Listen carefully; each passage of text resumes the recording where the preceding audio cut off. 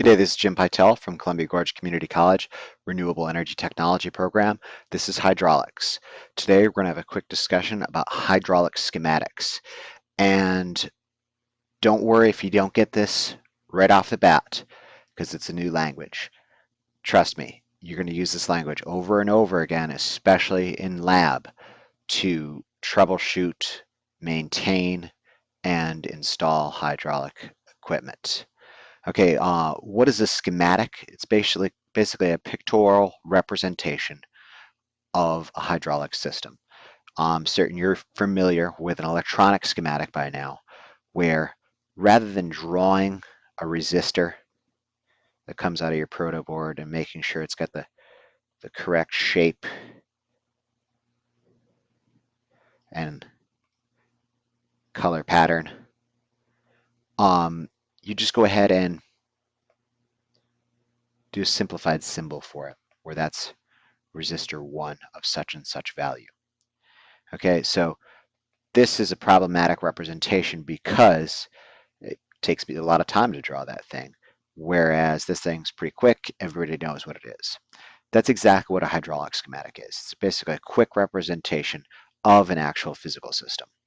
So this guy right here is a pictorial representation of an actual system. You see a bunch of things hooked together, and here is particularly the directional control valve. Let's say you go ahead and draw this system. You spend all day drawing this diagram, and then your boss comes over, hey, nice picture. Oh, by the way, we're not using that directional control valve. We're using this one. So you erase it and start over and start drawing the system again, with the exception of now you're placing this directional control valve with this painstakingly drawn figure of that. And your boss comes back in later in the day, he goes, oh, by the way, I changed my mind. We're not using that one. We're using a solenoid operated directional control valve as opposed to this manually operated valve. And you're like, arg. So you cross this thing out, cross out the whole diagram because you've spent all day working on it, and you got to do the whole thing over again. And you draw it. Ad infinitum. You realize what a painstaking task that would be. No one draws things pictorially unless it is really, honest to goodness, the final system and you're presenting some like operations manual for a homeowner maybe that doesn't know anything about hydraulics, so they can really see what the diagram, what the devices are and where they're physically located. So you normally don't see a pictorial diagram. What you see is a schematic diagram, which is a representation of these symbols. So I'm going to give you a couple symbols of some devices you may not even know anything about right now. And trust me, you're going to use them in lab and you're going to see what they do and how they're hooked up, just so you can start seeing them in lab. Okay, so the first one, rather than drawing a electric motor, the simplified symbol, nicely enough, is an M with a little rotational coupling on it. And let's say you're in a remote application, maybe like a log splitter or something like that. You can't plug into a tree, so there's no electricity. There's also something called an IC, an internal combustion engine, a gas engine. That's your prime mover. So these are prime movers right here. That's a motor. That's an internal combustion engine. And they've got this rotational shaft on it. It could be unidirectional. It could be bidirectional. What is it rotating? 99.9% of the time, it's rotating a pump. That is the schematic symbol for a pump. And by the way, we're going to go in depth into each one of these components. So don't think you need to know everything about pumps right now. We're going to hit that again later on. So a pump, just think about it. It's providing energy to a system.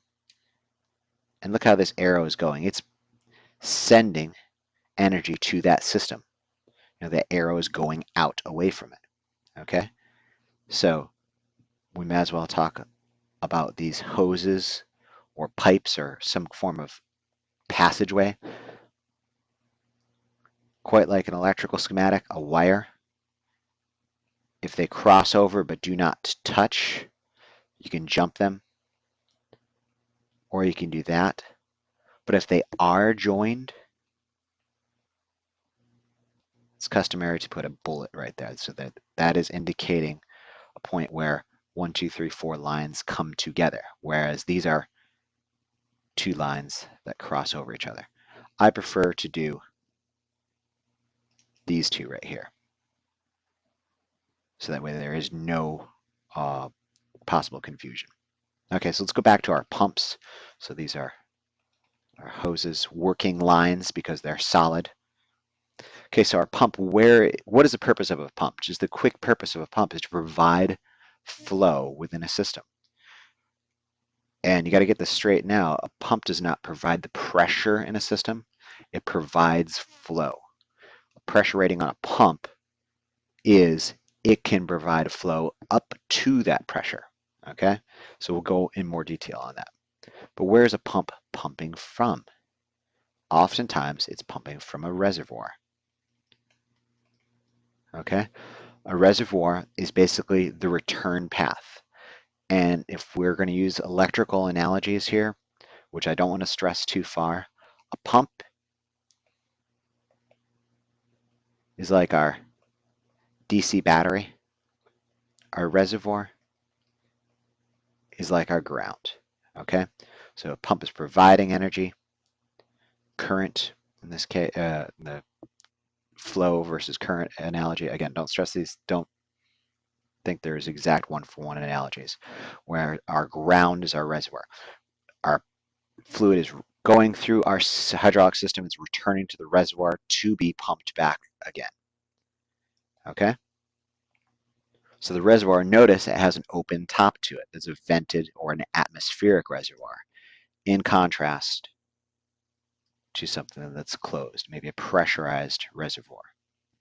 This is the symbol that we're probably going to see most often in our labs, basically an open atmospheric reservoir. It's oftentimes a good idea to keep clean fluid in your hydraulic system. So sometimes in between the reservoir and pump, you'll find a suction line filter. Well, in this particular case, it's just think about it as a filter right now. It's a suction line filter because it's on the suction end of the pump. We'll talk in greater detail about filters later. But a filter is this diamond-shaped object with perforations through it, trapping any possible contaminants in a system.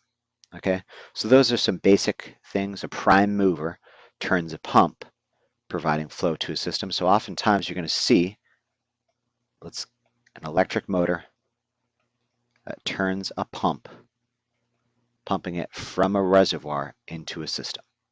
And here's a unidirectional prime mover. It's rotating that shaft in this direction. Here's a bidirectional pump. It can pump in either direction because it's got a bidirectional shaft to it. So that's an add-on to a pump, where this one over here, that was a unidirectional. This guy over here, it's a bidirectional. It's got 2 arrows on it. Makes sense. Okay, so where is all this flow going to? Well, chances are you just don't want to go in willy-nilly everywhere. You want a directional control valve. Here's a manually activated one. Here's a solenoid activated one, an electrical means of activating a valve. So chances are you're going to find a directional control valve within this system.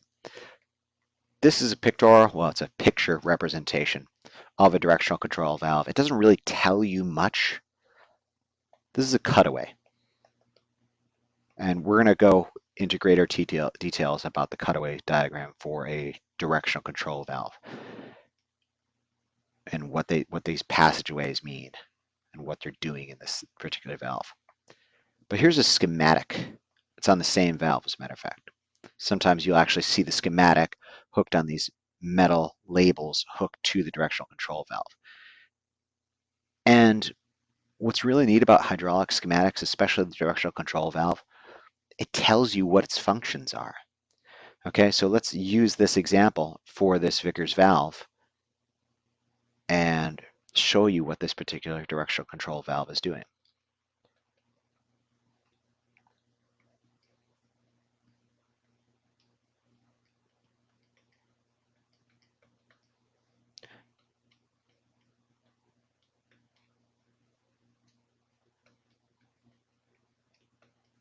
Okay, so we have a pressure port coming from the pump and a T port going to the tank or the reservoir, P and T. Got an A port and a B port. So this is going to our pump from a reservoir. Where is the T port? Well, it's going to a reservoir. So basically, flow goes out of the pump, should be coming back through here. This is what's known, and we're going to go back in again to directional control valves, so don't worry too much right now. This is the center position. How do I know? Well, it's a three-position valve. It's spring-centered. How do I know it's centered? It's being held in the center because this spring is pushing it this way. This spring is pushing it that way. It's a spring-centered, closed position, closed center position. When I say closed center, look at this. There is no passageway from P to T. Whereas if I had an open center here, I do have a path, okay? So this is a closed center.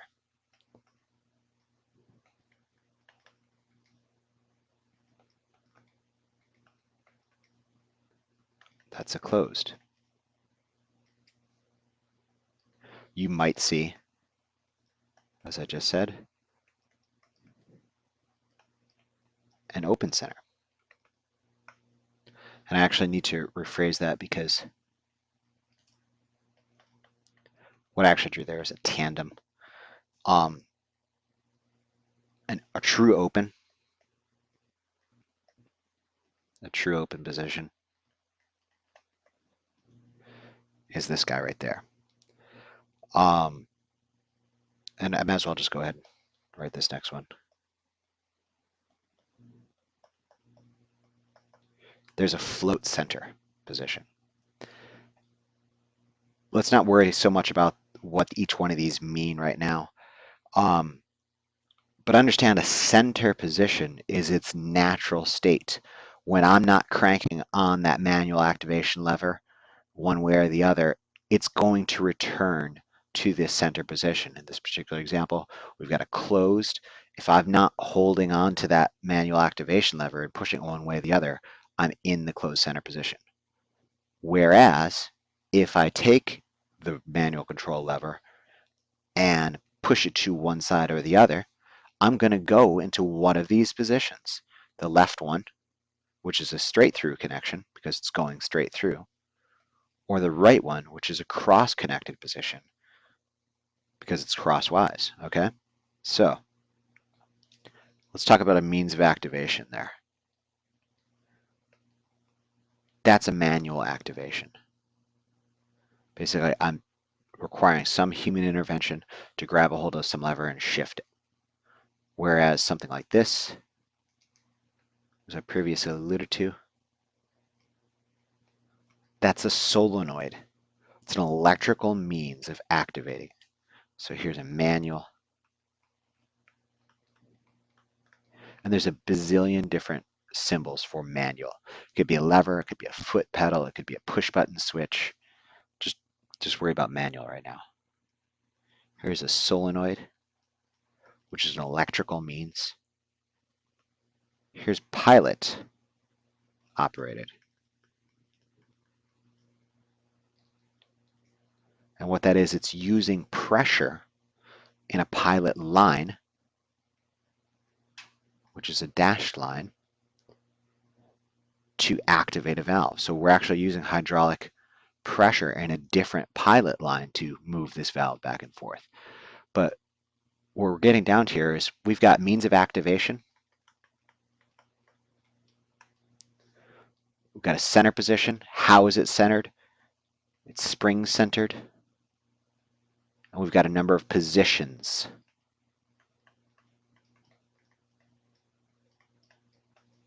How many positions are there? Well, there's our straight through, 1, our center, 2, and our cross connect, which is 3. So this is a 3-position valve. But how many ways or ports are there? There's 4. P, T, A, B. So positions, if you could think of, is the different ways this valve could act. Whereas, or different methods, the different methods this valve could act. Whereas the number of ways or ports is the number of hoses that are connected to it, number of passageways that are connected to it. So ways or ports, basically the number of connections, to use the word loosely, versus positions is the number of methods this valve could be used. Don't worry, you'll get a chance to play with this in lab quite a lot. So let's just talk more in detail about the directional control valve. I'm sorry this has taken so long on the directional control valve. It's one of the more essential topics that we talk about first, and unfortunately there's a lot of detail to it. So we talked about the center positions, we talked about positions, we talked about ways and ports, we talked about the means of activation. Let's talk about some basic ones, our straight through and our cross connect. All right, so let's draw a simple hydraulic system here. What's a simple hydraulic system? Coming from a reservoir, goes to a pump. The pump is, let's say it's turned by an internal combustion engine. That's our P port. Here's our T port. It's coming back and going to our reservoir. And for those advanced students, yes, there is something missing right here. We're going to come back to that in a little bit. It's going to our valve with a closed center position. Got a straight through on this side. Got a cross connect on this side. Manually activated, spring centered. Where is it going to? Simplest hydraulic circuit ever. Going to a double acting cylinder. This is the schematic symbol for a double acting cylinder. Okay? When pressurized flow enters through this port, the cap end, the rod extends and forces fluid out of this end. So which position, the straight through or cross connect, would enable us to do that? For this one, it's the straight through, because look, pressurized flow is going straight through this one, entering here. Return flow is coming out of the rod end and going through here, enabling return to tank. Now, let's say we go to the cross connect position. Now, pressurized flow enters the P port, goes here. Pressurized flow enters the rod end and pushes this rod face back. And return flow comes out of the cap end through the other side of the cross connect and back to our reservoir. So what's neat about this here is our double acting cylinder. The ports, the rod and cap end respectively, can act as inputs and outputs, because when this was extending, the cap was in, the rod was out, and it's extending our rod. Whereas when we were in the cross-connect position, the rod was in and the cap was out. Double acting, basically our cap port and our rod port can act as both inputs and outputs. And that's how they're used for a double acting cylinder. I would refrain from, some manufacturers do use this terminology, A and B port. I would refrain from referring to that in any cylinder. The reason why is because the A and B port is commonly referred to in our directional control valves, A and B, P and T.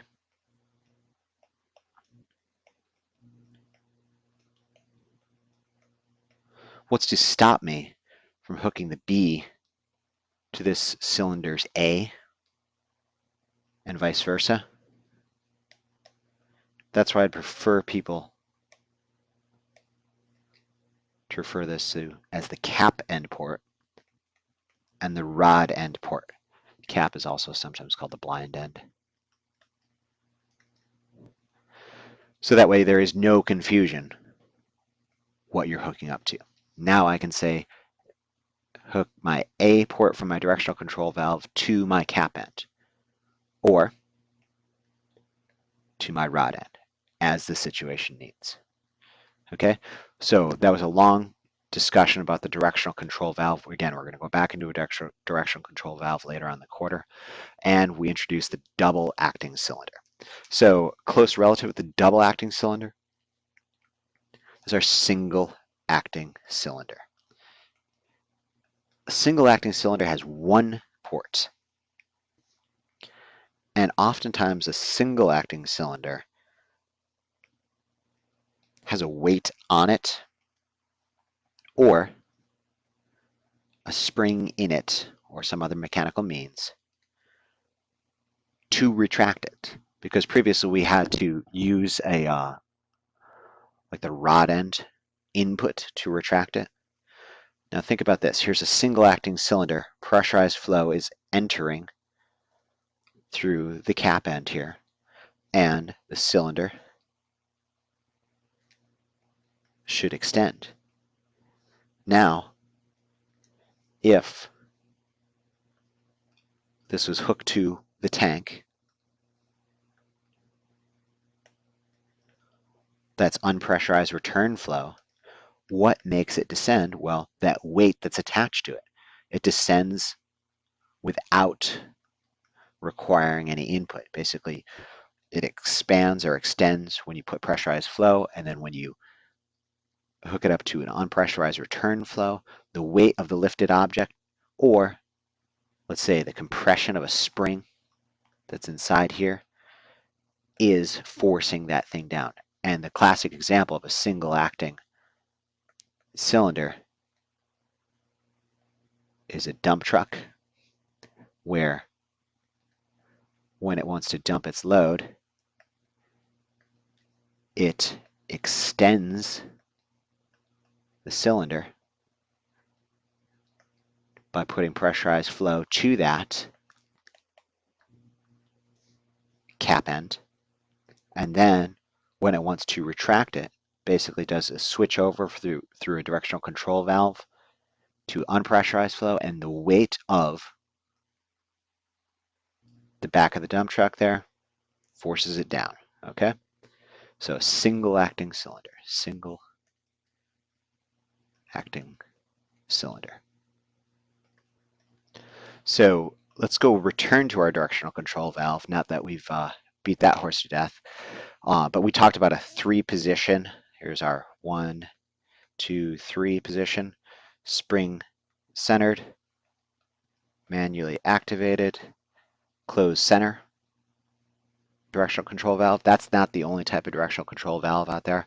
Let's do another example of a directional control valve to operate a single acting cylinder. So here's a single acting cylinder. It's got its one input. I've got a pump providing pressurized flow from our reservoir. Motor prime mover, don't need to put that in right now. What would happen if I had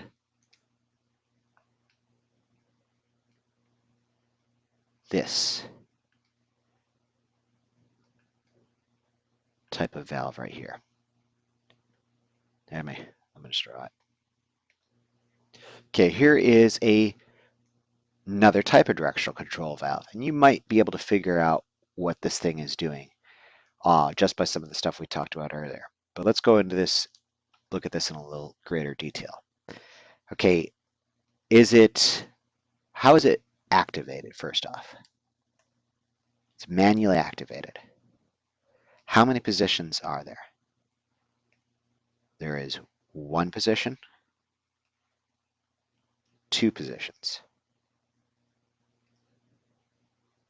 I forgot an essential part of my schematic. Oh, and by the way, why did I draw two reservoirs? Is it that there are two reservoirs within a system?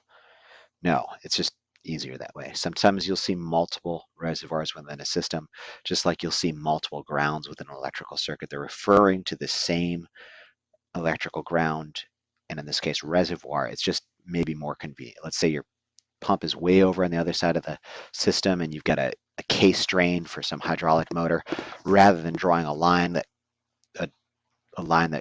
cuts all the way through your schematic, you just draw a reservoir at the other side there. It means the same thing. But what were we talking about here? Okay, means of activation, manual. How many positions? 1, 2 positions. How many ports? There's 1, 2, 3. But what's the deal with this X right here? It's a blocked port. Okay, basically it means you don't really need that X in this particular one right here, but it's a blocked port. It's unused. So what happens here is this spring, since it's a two-position valve, you can't really center a two-position valve because otherwise it wouldn't function. That's known as a spring offset. Serves the same function as a spring centering. It's forcing this thing this way into this second position here. And it serves the same purpose as a centering spring. It just provides a neutral position that you have to activate it to get it to the other position. So in this particular position here, what's happening? Well, there's unpressurized fluid in the cap end that if this thing was lifted, excuse me, if this thing was in this position, that weight, say the dump truck bed, is forcing it down of its own accord.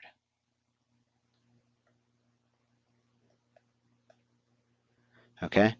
Whereas if we were in this position, where this is going straight through here, pressurized flow is entering and is extending our single acting cylinder. Okay? So this is just an example more about a directional control valve. Here's a two-position spring offset manually activated directional control valve, and in this particular example it has blocked ports on it. Okay, so let's discuss some other things that we're going to come across quite common, and it is a very, very, very important device that I'd like to talk about very quickly, and that device goes there, and we're going to see this in real soon in electrics. We're actually going to do a lab about this one because it's such an important component. Okay, in between our pump and any other device is what's known as a pressure relief valve.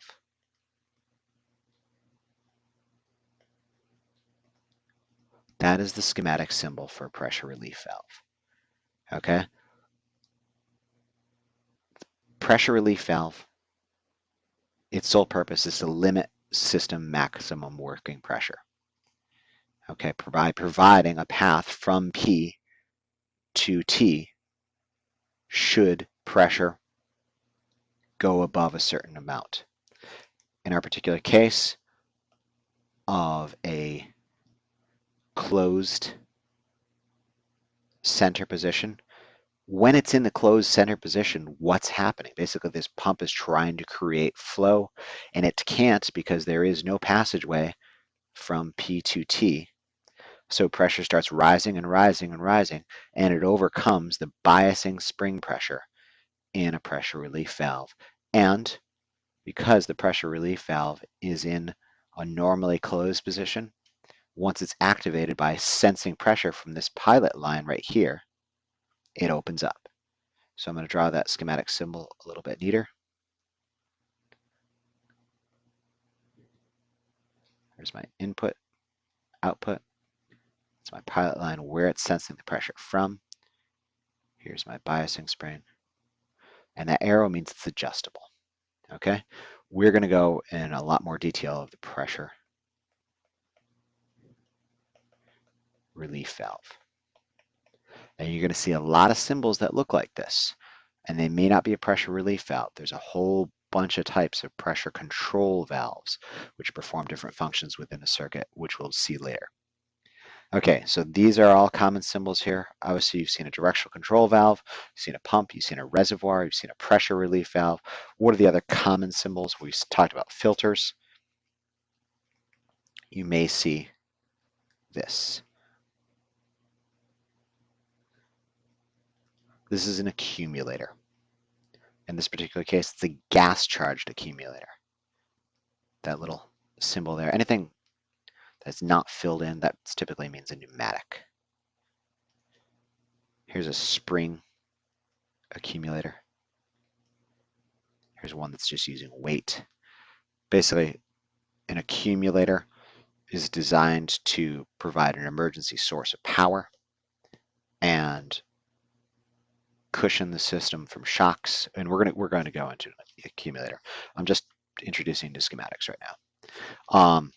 How do we know our particular hydraulic system is functioning, what the flow rate through a particular passage is, or the pressure? Well, there's a bunch of different gauges. So that's an accumulator. So what's the pressure at a certain point? That's a pressure gauge. Looks exactly like a pressure gauge.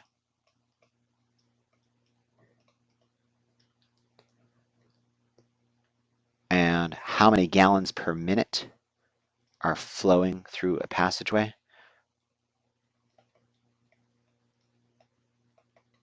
That's a flow meter. And quite often it has a direction associated with it. Okay, so if you hook a flow meter up backwards, won't work. You know, if you've got 8 gallons per minute going in this direction, it should read 8 gallons per minute. If you've got it hooked up backwards, it's not going to read anything. Okay, so be aware that there is a direction to hook these things up. We already talked about, or we will soon be talking about, the check valve. We're going to go into greater detail about that. A check valve allows flow in this direction, pushes the ball off the seat, does not allow flow in this direction because the ball is forced to the seat. We'll go into that one in detail. There's a bunch of different types of valves, like a manual shutoff. This means that there's a valve, like a lever or something like that, that you can go ahead and shut off and isolate certain portions of the system.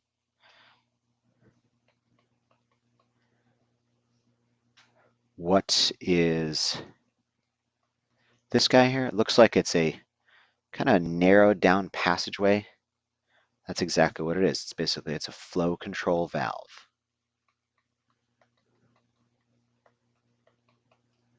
Okay, flow control valve, it limits the amount of flow through this passageway. So let's say you set a flow control valve to 5 gallons per minute. 5 gallons per minute is going through it. You dial it down, make that orifice smaller, it's 2 gallons per minute. So that's exactly what it's doing. And by the very act of you adjusting it, it is a variable flow control valve. That first one was a fixed. Okay, variable versus fixed flow control valve. Oftentimes, you're going to see a flow control valve in combination with a check valve. And the official way to say that they are part of the same system is to put enclosure brackets around it, which is our SOS symbols. This is implying that that is one item. It takes a lot to draw the enclosure box, so typically you're going to see variable flow control valve with check valve bypass together. It's the same item. How does this work? Well, if flow is coming from this direction, it's going to try to go in both these passages. Like I said earlier, flow cannot go this way, so it's forced to go through the flow control valve at whatever limit that the flow control valve is set at. So 2 gallons per minute. And now, if flow tries to go in the other direction, what happens? Well, it's got 2 passages way to go. It can go through the flow control valve, or it can go through the check valve. So basically, this is unrestricted flow. So if 1,000 gallons per minute conceivably is coming from that direction, it could pass through this thing without any reduction in flow. Whereas if it tried to go this way, you're limited to 2 gallons per minute. Okay? Okay, that might be enough for now. Your brain is probably pretty full of these funny little symbols that I've drawn here, but just be aware of what are the following symbols. Basically, we need to be aware of pumps, reservoirs, directional control valves,